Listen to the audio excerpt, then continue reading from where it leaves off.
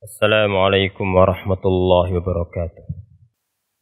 Innal hamdalillah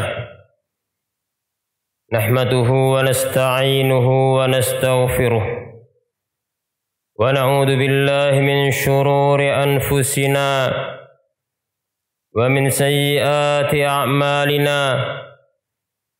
Man yahdihillahu fala mudilla lahu wa man yudlil fala hadiya lahu.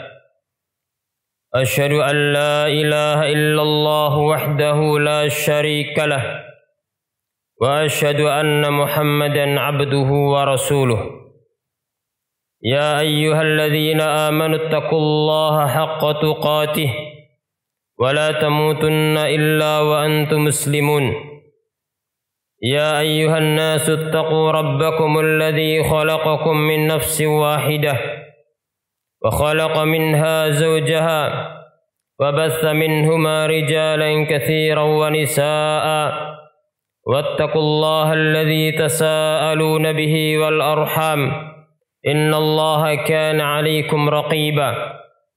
يا أيها الذين آمنوا اتقوا الله وقولوا قولا سديدا يصلح لكم أعمالكم ويغفر لكم ذنوبكم ومن يطع الله ورسوله فقد فاز فوزا عظيما. أما بعد فإن أصدق الحديث كتاب الله وخير الهدي هدي محمد صلى الله عليه وسلم وشر الأمور محدثاتها وكل محدثة بدعة وكل بدعة ضلالة وكل ضلالة في النار. معاشر المسلمين Jamaah Jum'ah rahimani wa rahimakumullah. Puji syukur kehadirat Allah subhanahu wa ta'ala atas segala nikmat dan rahmat yang Allah berikan kepada kita, sehingga pada hari ini kita dapat menjalankan aktivitas kita dan kita dapat memenuhi undangan Allah subhanahu wa ta'ala untuk menjalankan salat Jum'ah serta mendengarkan ayat-ayat dan hadis Nabi sallallahu alaihi wasallam. Mudah-mudahan Allah subhanahu wa ta'ala menambahkan nikmatnya dan semoga kita menjadi orang-orang yang bersyukur, karena kehidupan manusia tidak akan tenang, tidak akan damai, tidak akan nyaman kecuali dengan bersyukur apabila diberikan nikmat, dengan bersabar apabila ada ujian, serta tobat dan istighfar apabila jatuh dalam dosa dan kesalahan. Kedua kalinya salawat dan salam semoga tercurah kepada baginda Nabi kita Muhammad sallallahu alaihi wasallam, kepada keluarganya, semua para sahabatnya tanpa terkecuali, dan umatnya yang setia sampai hari kiamat. Ma'asyiral muslimin rahimakumullah. Usini wa iyyakum bitaqwallah faqad fazal muttaqun. Dan bagian daripada ketakwaan adalah kita berusaha menjalankan amalan-amalan dan sebab-sebab yang dapat meningkatkan iman kita serta dapat menghilangkan dosa-dosa dan kesalahan kita. Ma'asyiral muslimin rahimakumullah. Manusia memiliki dua potensi. Yang pertama, potensi untuk berbuat baik, untuk beramal soleh.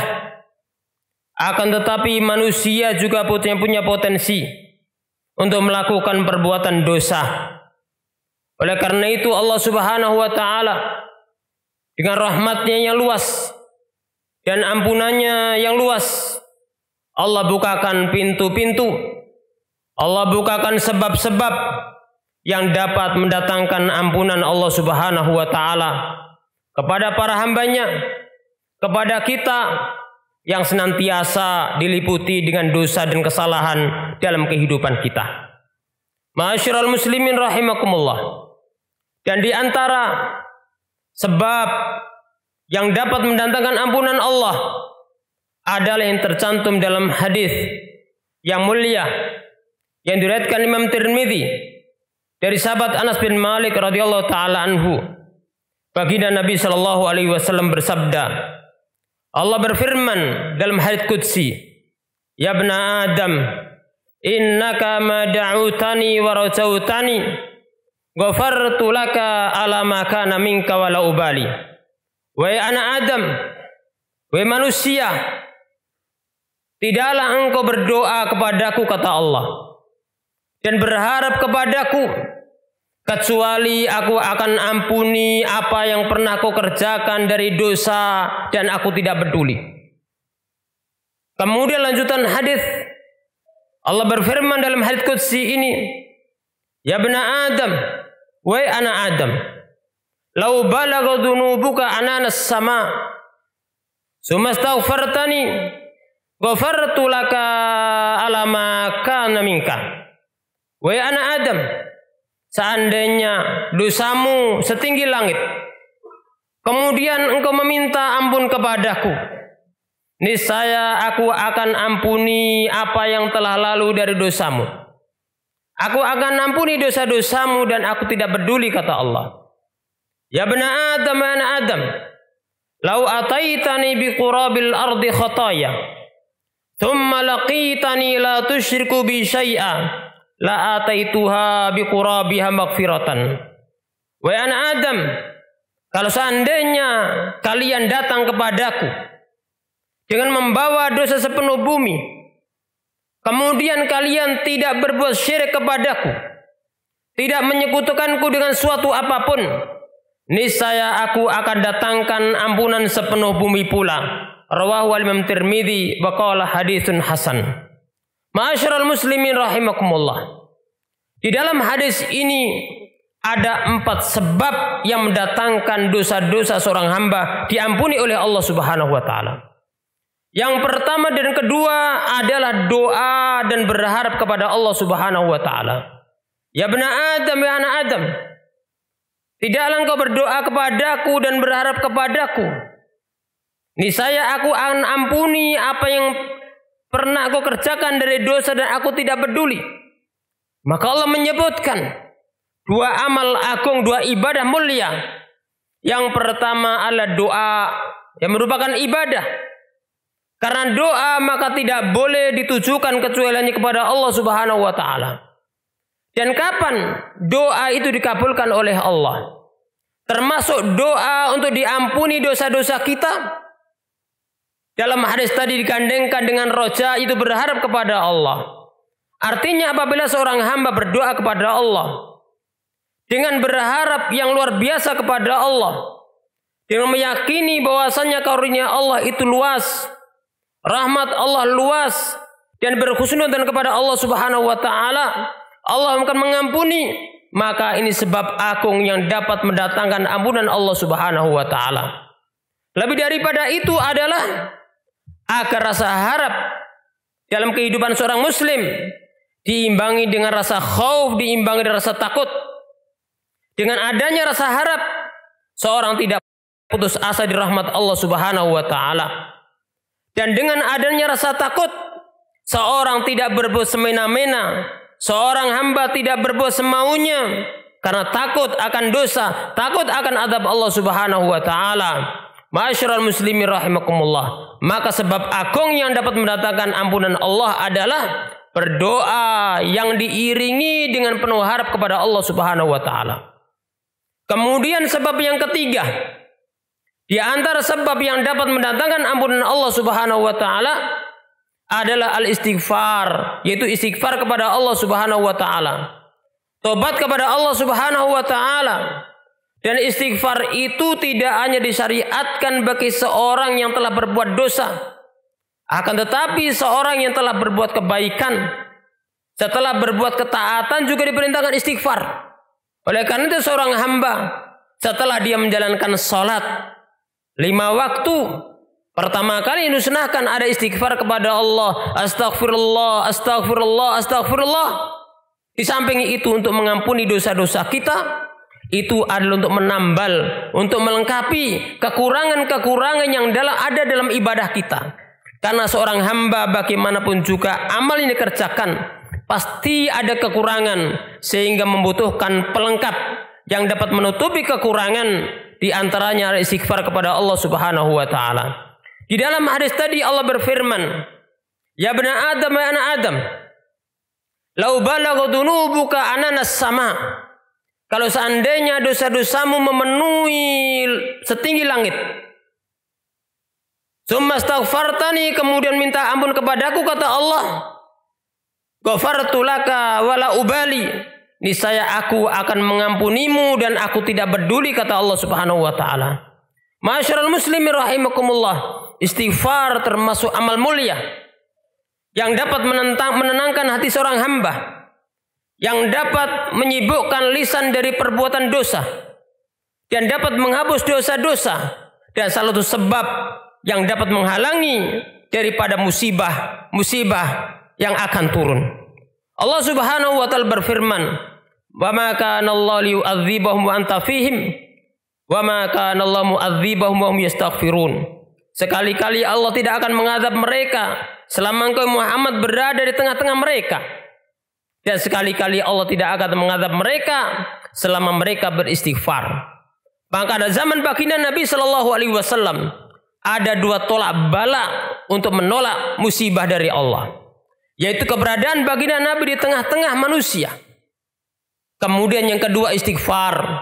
Maka yang satu dicabut oleh Allah Subhanahu wa taala, tinggal kembali kepada bagaimana seorang hamba mengamalkan ajaran sunnah yang dibawa baginda Nabi Shallallahu Alaihi Wasallam. Adapun tolak bala, tolak musibah yang abadi adalah istighfar kepada Allah Subhanahu wa taala. Fa'lam annahu la ilaha illallah wastaghfir li dzambik. Ketahuilah, berilmulah, tidak ada ilah yang berhak diibadahi kecuali Allah Subhanahu wa taala, dan mintalah ampunan terhadap dosa-dosamu. Masyarul muslimin rahimakumullah. Maka istighfar adalah sebab yang dapat mengampuni dosa-dosa kita. Kemudian yang ketiga, baginda Nabi Shallallahu Alaihi Wasallam meriwayatkan dari Rabbnya dalam Hadits Qudsi, Allah berfirman, ya bna Adam, ya anak Adam, lau ataitani bi qurabil ardi khataya thumma laqitani la tusyriku bi syai'a la ataituha bi qurabiha maghfiratan. Wa anak Adam, kalau seandainya engkau datang kepadaku, kata Allah, dengan dosa sepenuh bumi, dan engkau tidak berbuat syirik kepada Allah Subhanahu wa taala, tidak menyekutukan Allah dengan suatu apapun, tidak dengan malaikat, tidak dengan para nabi, tidak dengan orang-orang semulia apapun, karena makhluk Allah semulia apapun tetap makhluk. Mereka tetap hamba Allah. Wal abdu la yu'bad, seorang hamba semulia apapun mereka tidak boleh disembah, tidak boleh diibadahi, tidak boleh doa kepadanya. Begitu pula ibadah-ibadah yang lainnya, semua wajib tujukan kepada Allah Subhanahu wa taala. Masyarul muslimin rahimakumullah. Ya bna Adam, anak Adam, seandainya engkau datang kepadaku dengan dosa sepenuh bumi, kemudian engkau tidak menyekutukanku dengan suatu apapun, syai'an fi maqamin nafyi, yang menunjukkan Allah tidak mau disekutukan dengan suatu apapun. La malakan muqarraban wala nabiyyan mursalan, tidak dengan malaikat yang dekat, tidak pula dengan rasul yang diutus. Mereka ibadun mukramun, mereka hamba yang dimuliakan oleh Allah Subhanahu wa taala. Orang yang Allah muliakan, maka ketika mereka para hamba, fala yu'batun, maka tidak diibadahi mereka. Bahkan tugasnya para nabi, para rasul, ibadah kepada Allah dan mengajak manusia semuanya ibadah hanya kepada Allah dan melarang mereka ibadah kepada selainnya. Ma'asyiral muslimin rahimakumullah. Oleh karena sebab yang keempat adalah yaitu at-tauhid wastinabus syirk.